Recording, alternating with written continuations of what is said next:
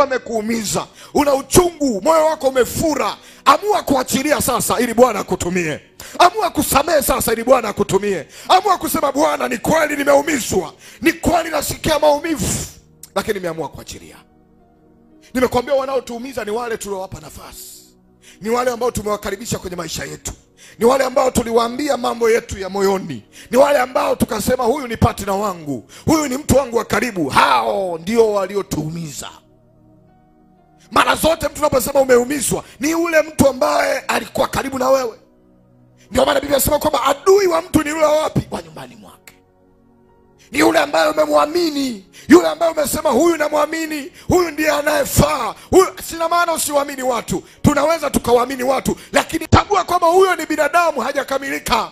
Mpatie vile ambavyo unatamani akusaidie, lakini usizidishe kiwango cha kumwamini kama Mungu. Yeye Mungu ukimwamini hawezi kutoa siri zako. Yeye Mungu ukimwamini hawezi kukutenga, hawezi kukuacha, hawezi kukuaibisha, hawezi kukukataa. Leo hii mtu mmoja una roho ya kukataliwa, kila unayemuomba akusaidie anakuahidi ahadi hazitimii. Leo ukisafishwa na kutakaswa, wale waliosema ufai watakutafuta wenyewe, wataona unafaa tena, watakukimbilia. Haya ni maombi yangu, Bwana akukumbuke katika jina la Yesu.